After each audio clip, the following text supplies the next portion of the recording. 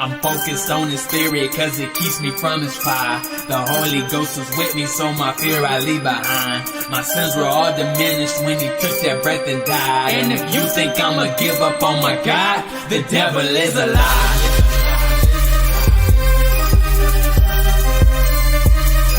The devil is a lie.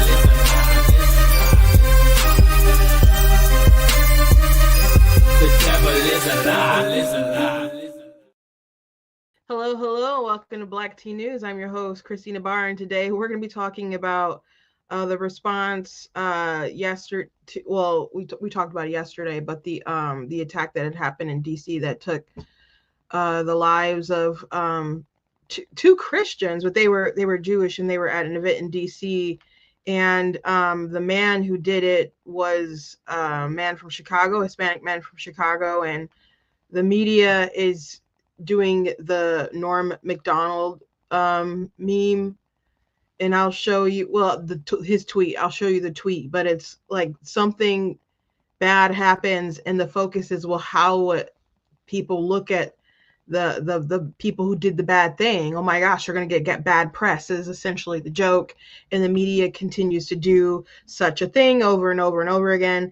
I also want to talk about this footage of the judge that helped an illegal alien escape from ICE, and she is trying to claim judicial immunity, but the footage has come out and it does not look good for her. She's cooked.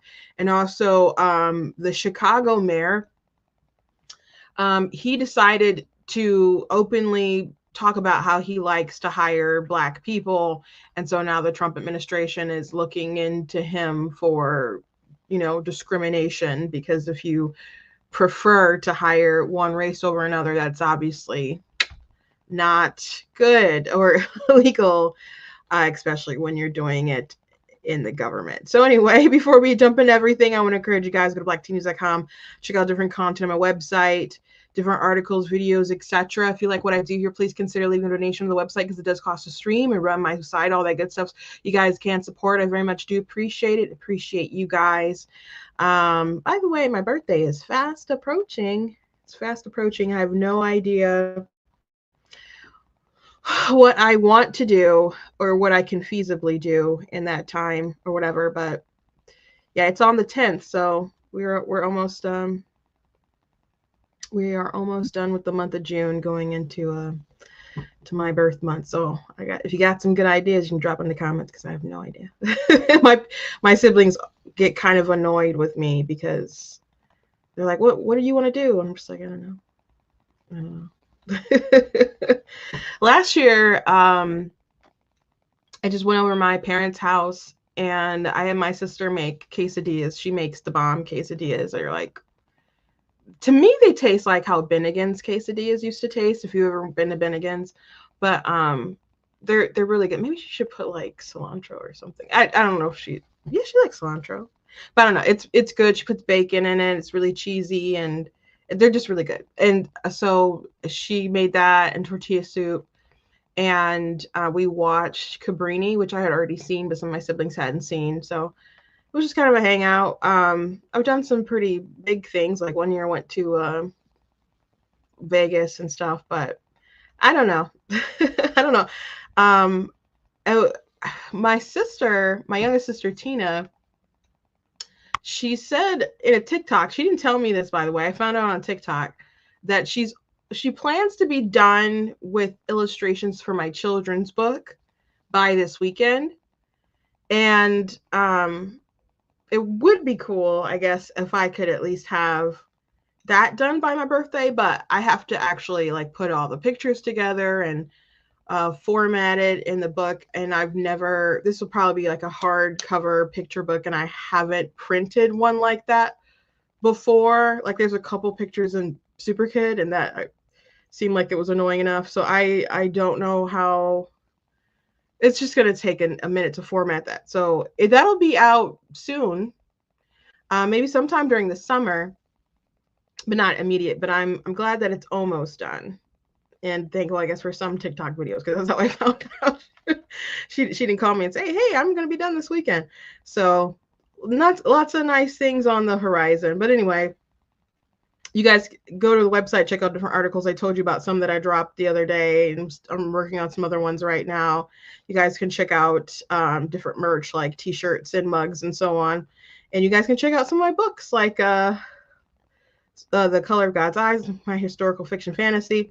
I saw some Super Kids got sold the other night. I was like, oh, okay. Super Kid is a book about a kid with an overactive imagination. He doesn't really have powers, and he teams up with his friends to do good. There's a lot of good values in this book and the next book. So we got some children in your life, whether they're your kids or grandkids or nieces and nephews. I encourage you guys to check that out. There's a link in the description. We'll take you to some of my books on Amazon, and you can also find them through blacktnews.com.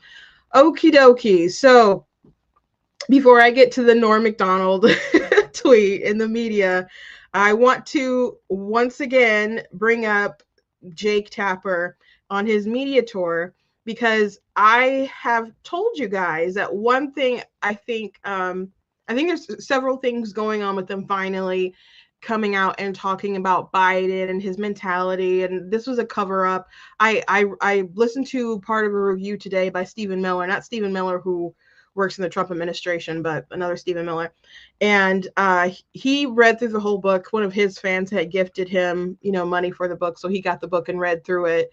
And he said, basically, if you read Jake Tapper's book, it's as if the media doesn't exist. Like there's no self-analyzing about the media and their role in it. And I'm not really surprised to hear that. He also said there's really no revelations. There's things in it that you would think would be in there, like the Easter bunny situation that's not in the book.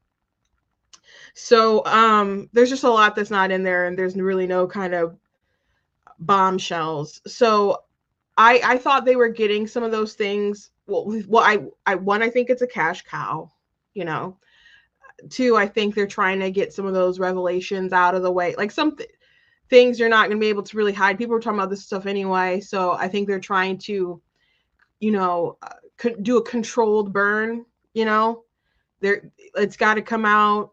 They're saying the stuff, they're excluding the media criticism really from it, and they're doing it early enough that it won't really impact the midterm. So it's a way to take accountability without really taking accountability. And another reason why I think that they're doing this press tour and doing this book is because they want to say, oh, well, Joe Biden, he was sick and a lot of people hit it. And, maybe we should have been more vocal, but the administration, they would push back. And gosh, why did we listen to the administration? Because they were hiding things from the American people. And Joe Biden was obviously an old guy, and Trump is about the same age, and Trump is the president now. And they're going to say the same thing about Trump, and they're going to use Joe Biden as a reason to really push and not believe whatever the Trump administration or Trump himself says about his health, and even maybe have conspiracies about that stuff. And lo and behold, there's already those sorts of conversations going on. So I want to play this clip for you guys, because I was right on the money. It's not hard, I guess, to predict these people, so it's not really something to be too proud of. They're very, very predictable. And you guys know I don't even like making predictions really, but very, very easy to pick these folks out. It's cabinet secretaries. How has writing this important book, Investigating the Biden Presidency, Jake, informed you about how to cover the current president? Well, I just think in general, not Trump specific, but in general, I think that the press corps, and I'm certainly including myself, needs to worry less about politeness when it comes to these health issues, and needs. Hold on a second before I play the rest. Hold on a second, Mr. Tapper, Mr. Media Man. When ever has the media cared about politeness when it comes to the Trump administration? He's sitting there on CNN where Jim Acosta karate chopped basically basically an intern to keep his microphone while he got to question Trump.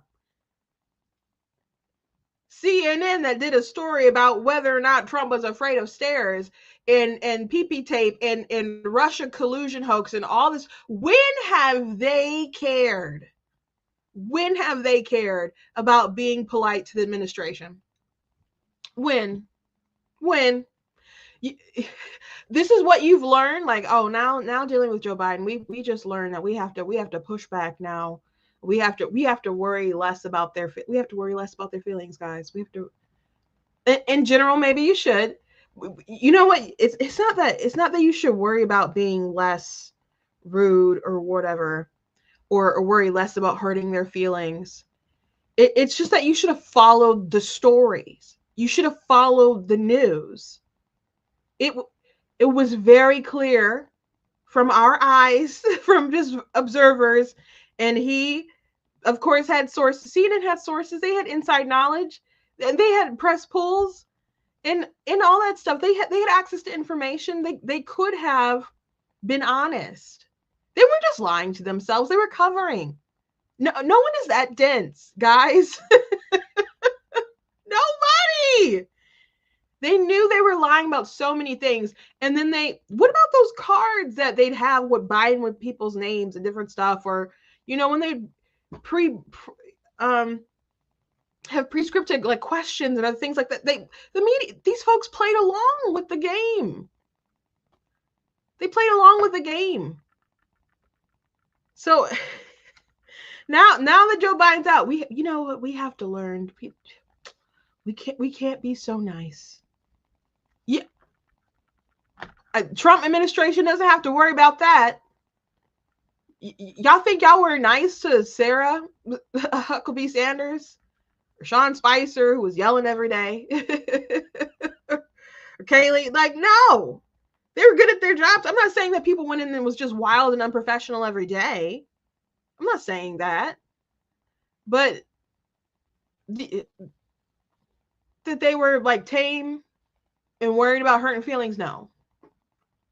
They just wanted to break stories. And it was very clear that Biden's circle of people were hiding him and hiding different things. So this is just rich to me. This is rich to me. To be even more aggressive when it comes to demanding transparency on health issues when it comes to the president. They gotta be more aggressive. They gotta be more aggressive now. Biden just taught them they have to be more aggressive, guys. Trump, while he appears healthy, he has not been transparent about his health records. And I think that that's something that the American people have a right to. You want to add something? Yeah, I think, listen, this is not the first time this has happened. Woodrow Wilson, FDR, JFK all hid significant medical failings. Joe Biden was not totally transparent. It is going to happen again, inevitably, unless there is something forcing such disclosures. Alex Thompson, Jake Tapper, the book, an important book indeed, a bestseller. Unless there's something forcing such disclosures. So now, beyond this being a book, there seems to be like some kind of call for change. So I don't expect a Republican Congress to push out something that's going to be more demanding on presidential records or whatever right now. But let's say we lose the House in 2026, which is very likely, I guess, and Democrats start demanding more transparency or just put out stuff to force the Trump administration to put up whatever records that they want. And I'm not saying that that we shouldn't get transparency. I just think it's really rich. It's really rich, but it's not the press. They hold themselves in such high esteem as they're the ones who are supposed to tell us the truth, that they are the guardians, that are informing us about our democracy so we can make informed decisions, so we can know how our government is acting. Are they being good? Are they being bad? Are they being fair? Are they being just? It is important for us to know things, but they totally turned a blind eye to this for political reasons because they are on a team. And I'm on a different team than they are, okay? It's just how it is. But we're on different teams. But it's really just untruthful that they act as though they aren't on a team. And it's fine. Everybody votes the way that they vote. Everyone has a bias. But if you could at least admit that and try to be professional, but they were totally unprofessional. I've been talking the past couple of days about his Jake Tapper and Laura Trump. It's not just that he was wrong and she saw something that he didn't. It was that he was wildly unprofessional and wanted to attack her, and he did. So I'm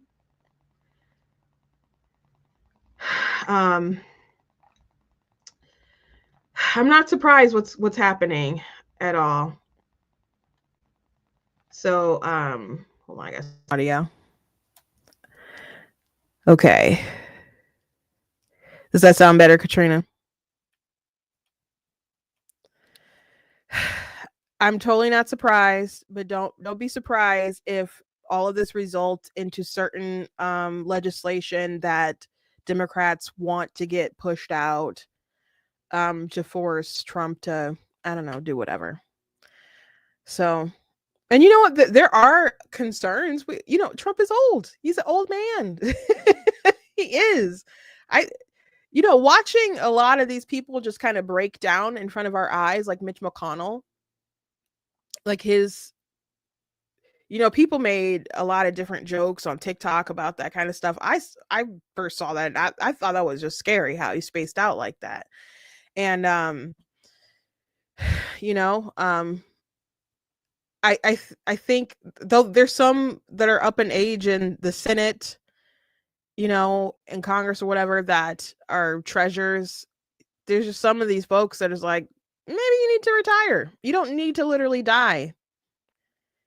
Be wheeled into the grave from your office. You can, I don't know, let someone else do the work. By the way, did you guys know that? Did you notice that there were different hit pieces coming out against John Fetterman and whether or not he is like competent and the sort of effects from his stroke? Like, there's been hit pieces against him, and he's still a Democrat. He still votes with the Democrats, but he says some things that make sense sometimes, and he trashes Democrats from time to time, which I guess is just unacceptable to their side. So there were some hit pieces that came out against him. But if they were going to talk about the repercussions of his stroke and other stuff, wouldn't it have been like right when that happened during election time? But they're playing that for political reasons. Really, really, really absurd. So anyway, let's move on. So I want to show you guys a clip that I saw yesterday. It's from CNN once again, guys. There was a witness to the shooting that occurred the other day. And one of the anchors, let me just show you. Let me just jump right into it. As you go forward, with what you have seen, can you give us any sense, because you said you looked the shooter in the eyes, can you give us any sense of what you saw in him as he was sort of getting help and people were tending to him as if he too was a victim of seeing this? Yeah, well, to be clear, I heard about that part because we were in a secure room when he initially walked in. I just saw him screaming and then being handcuffed. But what I saw in his eyes, I mean, I went to Columbia for grad school, and I saw the same thing in his eyes as I saw in the eyes of all the protesters at Columbia. Nothing different between him and them. But they did not create this horrific shooting. They did not, they didn't shoot. They gave permission. They gave the permission. And they've called for this. They have called for Intifada revolution, which is the same thing he yelled last night. Do you worry that there will be a conflation, though, of the two, those people who are speaking their mind, who really care about what is happening in Gaza, and those people who are like this person who did this horrific shooting, who intend to do harm? A conflation. I mean, they are calling for intifada. At Columbia University, they call for intifada constantly. They're not quietly, they're loud. They're loud. You can hear it. They make recordings of themselves. So what's the difference? Are you afraid? Yes. What will We're you all do about afraid. that? Everyone should be afraid. What are you doing to try to make yourself feel safer? Well, you just go on and live your life. I'm a New Yorker. I remember 9/11. You can't let them make you be afraid. You have to go on. You have to live your life, and hopefully your government does things to protect you. Last night, our government failed us. Jonathan Epstein, I know that they are going forward with this. There is expected to be charges in this case. We will see what happens, but I know you'll be watching, and we'll talk to you again as this goes forward. Thank you so much, and I'm sorry that you had to witness what you did. That was wild. That was wild. Like, do you worry there's going to be a conflation with these people who've been calling for the thing that actually happened?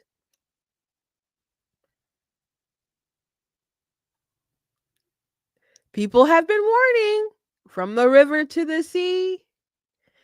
Globalize infanticide. Someone actually tried to globalize it. These things that he's heard people say on college campuses, people who are harassing Jewish students, harming people, vandalizing stuff. You don't think there's any kind of outgrowth or consequences to this stuff? Now, the person who did the shooting is the one who's responsible for that. But as he said, they gave permission, like they are creating an environment for this crazy to manifest.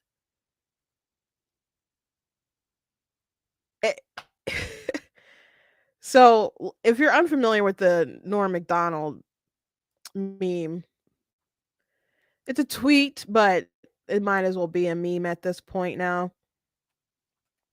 I had shared this on my Facebook earlier, but it's at the bottom here. What terrifies me is if ISIS were to detonate a nuclear device and kill 50 million Americans, imagine the backlash against peaceful Muslims. And so that's the joke. They do this terrible thing, and then the media is like, oh my gosh, think about what happens with the backlash, as opposed to focusing on, I don't know, the victims or what they actually did. And so this is a headline from the New York Times that someone attached the Norm Macdonald tweet to. Pro-Palestinian movement faces an uncertain path after embassy attack. The slaying of 2 Israeli embassy workers cast a harsh spotlight on pro-Palestinian groups in the United States. Activists who were already being scrutinized could face further pushback. Yeah, they could, and they ought to get further pushback because a lot of these lies were in the manifesto, were, the same chants that he said after he had killed those 2 young people are things that they're saying on college campuses, and folks want to ignore it. Or if they get arrested, they just want to let all these kids go even after they I guess kidnap and vandalize property, and there's no real world repercussions, and there's just a continuous build of hate, and people feel affirmed in their hate, and they feel powerful in it, and then they feel like they're just, and they're actually slaying villains, and they go out and commit harm. Hassan Piker, who has a huge following, he's one of the bigger streamers there are. He was basically glorifying or justifying it. There's someone on TikTok who has millions of followers. He has I'm not gonna play his video because there's like his name's Guy Christensen. He has 3.4 million followers, and I'm just not gonna play his videos because this video is like 9 minutes long, and I don't want to go through the whole 9 minutes. I might chop it up and look at it and do a TikTok and post it elsewhere. But he told his 3.4 million TikTok followers that the murders of Yaron and Sarah last night in Washington, D.C. was an act of resistance and justified, and every Israeli embassy staffer should be hunted down and murdered. And I I am aware of this kid. Let me at least show you guys what he looks like if you're unaware. I've seen some. He's never like popped in my feed all on his own. I've seen people respond to him because he'll say like pro-abortion stuff and other left-wing things, and people will respond to him and his completely false information that he often will say. But I don't know how much these kids, and he looks, fairly young, how much of this stuff that people are brainwashed and they actually believe. But you say crazy things and then you get followers who believe crazy things. And once you, one of my friends once said, how you grow your following is how you have to maintain your following. And so if you build a platform on hate, that's kind of how you have to maintain the following. There's some people who can transition away or whatnot, but he's probably, I don't know how much of this is playing a role or whatever, but I would assume that his video is probably not within the realms of TikTok's guidelines as far as what's permitted, though he does have a really big account, and I just don't. They obviously play favorites with different people. Like my sister could lose. Well, she hasn't lost her account or had something taken down, but she had different comments that were removed because they said things like only women can get pregnant. Like she had like 3 comments that are along the lines of like basic reality, and those got removed.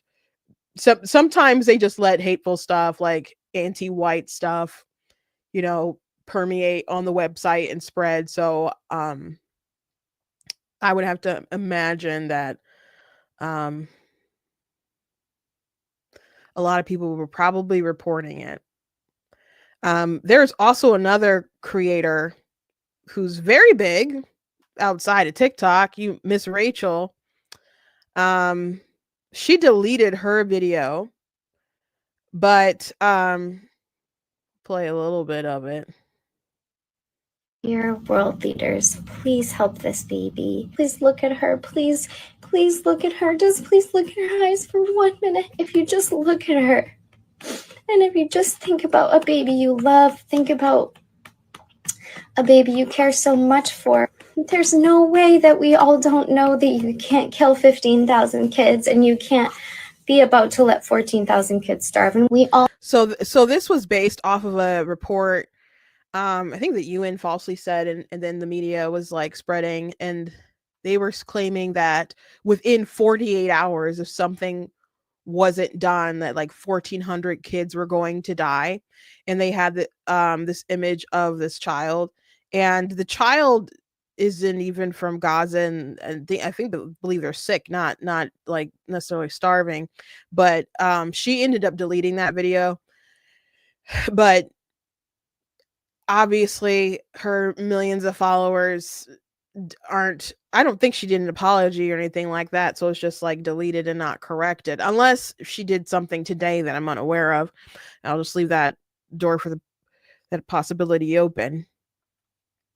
But when you spread information like that and people say that there's a genocide going on and all this stuff, you keep hyping the lies and keep hyping the crazies, and that's how you get to eventually people taking things into their own deranged hands.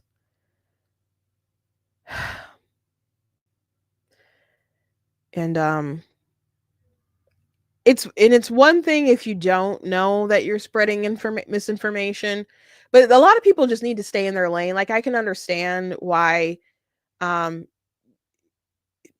news tells you something, the UN says something, and you would just take it at face value. Then you go on your platform and you say stuff. But there's been so many things that have been wrong, and people playing fast and loose with the truth, or people taking Hamas at face value when they say things or report different numbers, and it's been wrong.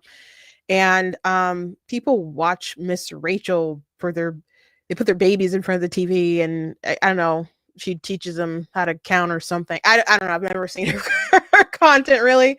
Besides, I've replied to some of her content when she decided to like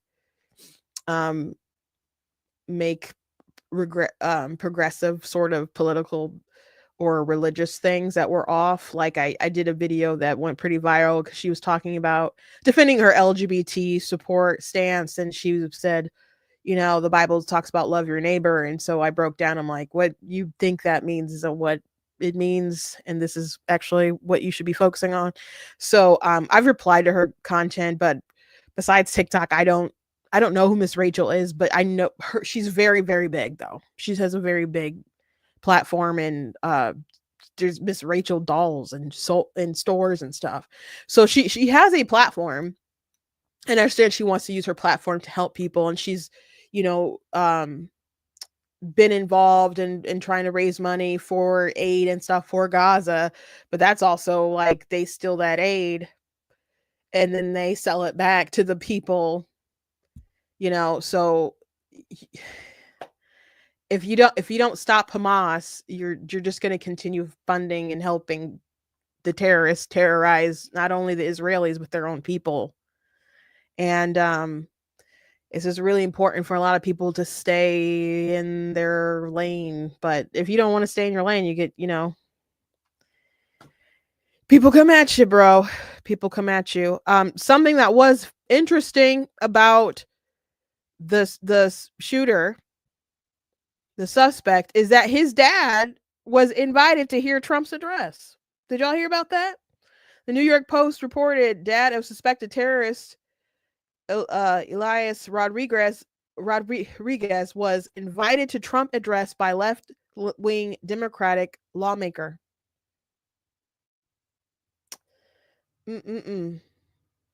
Very fascinating indeed. The father of the terror suspect, this is a New York Post article. The father of the terror suspect accused of gunning down two soon-to-be engaged Israeli embassy staffers at the Capitol Jewish Museum was honored by a far-left member of Congress with an invitation to President Trump's joint address this past March, the Post has exclusively learned. Eric Rodriguez was our guest during the president's joint speech to Congress, but we don't know his family. A spokesperson for Rep. Jose Che Garcia told the Post Thursday night. In March, he hailed Rodriguez as an outspoken advocate against attacks on veteran services and the rights of unionized federal employees. Eric represents the very best of our community, someone who has served his country, continues to serve his fellow veterans, and fights every day to protect the dignity of the working people, Congressman said in a statement at the time. His presence at the joint address is a powerful statement. We will not sit back while veterans and workers are treated as political pawns. Rodriguez also appeared in a Service Employees International Union video that same day and said he was an Iraq war vet and an employee of the Veterans Affairs Department, the New York Times reported. I've been with the VA for 3 years, and the reason why I'm in Washington, D.C. is because I'm concerned about what Donald Trump, Elon Musk, and Doge are doing to the VA system. On Thursday, Rodriguez's son, Elias, was charged in federal court with 2 counts of first-degree murder and other charges in cold-blooded slayings of Yaron Lejinsky, 28, and Sarah Milgram, 26, as the Israeli embassy employees left an event at the Capitol Jewish Museum. The accused killer from Chicago shot at Free Palestine as he was taken into custody after allegedly opening fire, unleashing nearly 24 rounds on the couple who were on the verge of getting engaged in Jerusalem. Milgram attempted to crawl away after collapsing on the ground, according to sources and court documents. A worker at the shop near Eric Rodriguez's Chicago home confirmed he approached the clerk asking for a translation of Arabic language article about his son and the shooting on Thursday. I strongly condemn this horrible, senseless act of anti-Semitism. My heart is with the victims and everyone impacted by the attack, Garcia wrote on X earlier in the day. We mourn the lives lost and reject the idea that justice can be won through violence. Multiple attempts to reach Eric Rodriguez were unsuccessful Thursday. That's That's rough. I mean, the story is so sad. So sad. And it's wild. Like I wonder what's going through that father's mind, but I wonder what sort of radical conversations and atmosphere that contributed to this psychotic, I don't know what to say, psychotic episode, but I mean, I don't think he snapped and decided to do this. I just think he was indoctrinated with propaganda, and I just can't see. None of this makes sense to me. Like, if maybe I'd be crazy if it made sense to me, but even if you were upset about what's going on in Israel, what is killing 2 people in DC going to do for your cause? Like Cenk from the Young Turks and other people, have condemned the shooting and said, like, oh, this will help, and we condemn violence and stuff. And people were kind of reaming on Cenk because he's like, this doesn't help the Palestinian, call for peace, and people are like, this like is the Palestinian cause. Like, what are you talking about? This is what Hamas wants, and the people who have been supportive of the Palestinian movement going globalized intifada for the River Sea. This is what they want. Like, this is, we need to condemn the movement. We need to stop this. And Ben Shapiro, he said something interesting on a show, because he had noted yesterday when he talked about all this that he didn't mention anti-Semitism, and he didn't bother saying that this was an anti-Semitic attack. And he said the reason why he didn't is because so many people just say that and it doesn't mean anything. Like, they look at it as if it's the same as like racism, and they just condemn like particular hatred. But there's all these different conspiracies in different things attached to also being anti-Semitic. And what's really important is that people focus on the lies and the propaganda that have made this sort of mentality possible that ended the lives of these 2 people. So when Ilhan Omar or AOC go in and say, oh, we speak out against anti-Semitism, it's like, why don't you actually do things that stop the crazies from pushing these lies and comments that make these sort of things possible, so I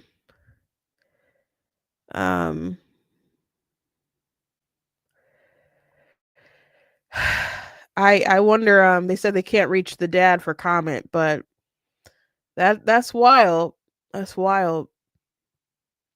Another thing that's eerie about all this is, I mean, it's just sad anyway that this couple lost their life. I mentioned yesterday that, I know people who go to these sorts of events all the time. Like, I don't know if I know someone who's in the room, but I could have easily known someone who was in the room. Or, if my sister was like in DC at the time, it would have been very possible that she could have got invited to something like that. So people taking these links to do this sort of political violence is it's just really eerie. Really eerie. Anyway, I want to show you guys this video of this judge who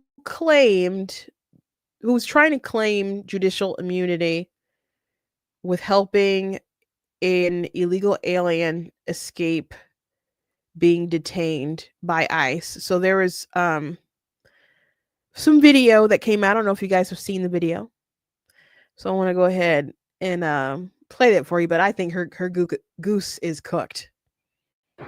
For the first time, we're seeing Judge Hannah Dugan outside her courtroom April 18th wearing her black robes, appearing to confront several federal agents there to arrest Eduardo Flores Ruiz, a Milwaukee man and Mexican national charged locally with 3 counts of domestic battery. This video, released by Milwaukee County through an open records request, is part of the evidence in the case against Judge Dugan, who's charged with obstructing a federal investigation, concealing Flores Ruiz, allowing him to leave her courtroom by a different door after sending the agents to speak to the chief judge. Flores Ruiz, dressed in black with his attorney, is seen in several of the videos leaving by that other door. One prosecutors say was used by jurors and not open to the public. As he leaves, though, he is seen in the hallway, followed by another agent. As Flores Ruiz gets into the elevator to leave, the agent slips in as well. According to the criminal complaint against Dugan, that agent followed them down. The agent seen here following out of the building downstairs, and once backup arrived, they tried to arrest Flores Ruiz, who another video shows ran north in front of the courthouse for nearly a block before agents caught up with him and arrested him. Federal agents arrested Dugan herself a week later. Eduardo Flores Ruiz's domestic violence case is moving through the Milwaukee County Court. He is, however, in federal custody on his immigration arrest. The FBI arrested Judge Dugan at the county courthouse 1 week later on April 25th. She pleaded not guilty in a federal court last week. Judge Dugan, your response. That's Dugan exiting the federal courthouse after an arraignment last week. Her legal team filed a motion to dismiss the case, calling it unconstitutional and saying that she is entitled to judicial immunity. A judge set a tentative trial date for July 21st. Now, I don't know how you're going to claim judicial immunity when you're trying to obstruct in the way that you did. That had nothing to do with your job that day, ma'am. That's weak tea. Again, I don't understand people ruining their lives like that. Like, I mean, I guess when you think you're above the law, or and you're so wrapped up in your ideology, maybe you just don't think it through. But even if you didn't like that they were there and that they were going to detain him, you're a judge. It's not like you don't know lawyers to try to help the situation. And maybe you've heard about them like whisking people. Like, there's something. The judges are going after the Trump administration left and right and getting stuff paused. There's like other steps you could have taken instead of just, there's a longer video too of her confronting the agents and telling the agents to go to like a different room. And then I guess while they're distracted, they try to get the illegal alien out, but they were unaware that there was like another agent that was also there, and that's the one who followed him like outside and stuff. So it's so bizarre to me, like but I guess when you just feel like you're so in the right and like I'll take up my cross and but this guy was also there for like domestic charges. It's not like it was they came to arrest a dad who had a speeding ticket, So she helped him try to escape while his victims needed their day in court. That's also what's so bizarre about this. Like, he was there on domestic charges. It's not like he stole a loaf of bread for some kids who were starving to death on the streets. He was like beating some people. So someone said kickbacks, guaranteed money from the Soros foundations. I don't know. There have been other cases like that in the past, I think, but I think the Biden DOJ just kind of dropped it. So maybe she feels that, I don't know, that she is above the law and it'll all kind of go away, but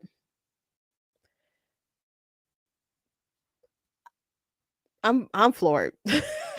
I don't understand this. I don't understand this type of thing. I don't want to understand this type of thinking. But anyway, let's talk about Mayor Brandon Johnson. Mayor Brandon Johnson is in some hot water with the Trump DOJ too because of this comment. Some detractors that will push back on me and say, the only thing that the mayor talks about is the hiring of Black people. No, what I'm saying is when you hire our people, we always look out for everybody else. We are the most generous people on the planet. I don't know too many cultures that have play cousins. That's how generous we are. We just make somebody a family member, right? That's just how we are. And so business and economic neighborhood development, the deputy mayor is a Black woman. Department of Planning and Development is a Black woman. Infrastructure deputy mayor is a Black woman. Chief operations officer is a Black man. Budget director is a Black woman. Senior advisor is a Black man. And I'm laying that out because when you ask, how do we ensure that our people get a chance to grow their business? Yeah. So at first when I was watching it, I'm like, do they have like a case here? I'm like, it's and then they kept going, this person's Black and this person's Black, to drive home the point. So yeah, the Trump administration decided to investigate and look into that. And now he's all mad and stuff. I don't know what, if there's one group of people you'd say that is more generous than the other. Like, I don't know about that. I don't know about that. There's ups and there's downs. There's, sometimes it's like, I love my people. And like even thinking about like support, like I just came from Comic-Con last week, and there were I guess plenty of Black people who passed me or whatever. There were people of all races who came up, but there were, Black people like, oh, I want to support, make sure I support this, and et cetera, et cetera. But, there was another time I went to BookCon in New York, and a woman was looking at my books, and she came over to criticize because she didn't think I had enough books about Black people. And she said, I just see a lot of white faces. And at that point in time, I had just come out with The Color of God's Eyes. And clearly there's a big poster with a Black woman on it, who's the main character. Who's a wonderful main character. And I'm like, well, there's that. And then there was my cover for the Light book. I have Black character in there that's like a full ensemble of people all over the world, so it's very diverse, but it doesn't have people on the cover. It just has these like orbs of light. So I'm like, okay, well, that book is diverse. And Super Kid, there's a picture with a Black girl on it with a huge like Afro puff and stuff, and I'm just like, what is she talking about? Like there were covers with white women and stuff on it, but they're clearly like Black characters, but she wanted to, I don't know, front me or whatever. And then she's like, okay. After I explained a couple characters in a couple books, and then she started to walk away. I'm like, wait a second. I'm like, you gonna check me about my books, and you don't want to support, you don't want to buy one? And she's like, oh no, not today. I'm like, what you're gonna come at me because you don't think my stuff's Black enough, and then I correct you, and then you are only here to be a Karen? Okay. Okay. So anyway, the Justice Department by Harmeet Dillon decided to investigate because he said he hires X amount of Blacks because of reasons, and then went on a list of all these Black people that he hired. So they want to make sure that he's not engaging in any racist sort of tactics. So he's upset about it, but why? Don't go bragging about things that aren't legal. In churches and other places where there are cameras, when you're in forums talking about your job, And so this is him reacting to some of that. As far as the president's animus towards women, people of color, working people. What women had to do with this? We have always known who he has been. This is not a surprise. He's a monster. We have the most diverse administration in the history of Chicago. And he is threatened by that. You can tell when someone is fearful is because they act out. We have a president that is screaming and having tantrums right now because we have an administration that reflects the city of Chicago, but he would much rather have administrations that reflect the country club. You know, as far as Reflect the country club. I've been to country clubs. Like,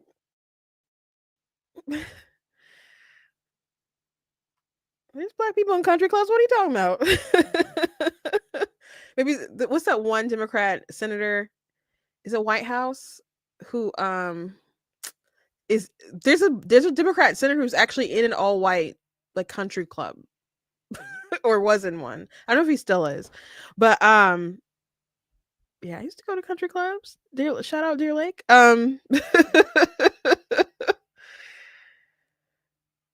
You bragged about doing something you're not supposed to do. Like if you weren't literal about hiring black people specifically or preferring them, and they do an investigation and you're finding the clear good. But you can't just brag about being racist. Like, just because they're your group doesn't mean you're not being racist. You're not supposed to show favor in hiring like that. You're not supposed to. And if it was reverse, and then there was a nice, I don't know, white baker talking about like, I like to hire white people because we won't over season with the sugar or something. I don't know. And people started complaining about it. And they did an investigation or whatever, and Chicago was like, you guys are racist, we're gonna sue you or whatever. They'd be up in arms about somebody doing something like that. So if you do it near the government, of course you're going to be investigated, at least in this day and age. Come on. Don't be mad because you're dumb. Don't be mad because you're dumb.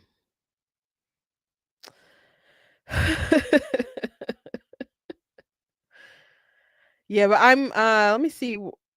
This is kind of small on my screen. I cannot read this letter from Harmeet Dillon, but yeah, she's been on it. The Assistant Attorney General Harmeet Dillon and the DOJ Civil Rights Division launched an investigation into him. Yep. Anyway, there is something else that I wanted to touch on, but I'll probably wait till Monday. Trump seems to be picking on Apple and wants them to either make stuff in the US or impose tariffs. And I just don't think it's a great idea to be picking fights like that with companies. And also, I've never owned any Apple stuff. Like, I've worked on some Apple stuff. Like when I worked at the Michigan Republican Party, I worked on an Apple computer there. And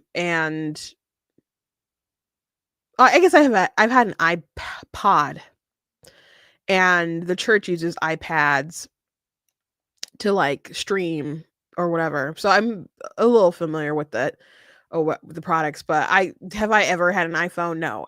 I like my Samsung. Okay, I don't plan to not have Samsungs in any near future. I guess though, if I went to DC or something, they usually make people get iPhones for security reasons. So, I guess I did have an iPhone. I think my work phone was an Apple product when I worked at the Michigan Republican Party.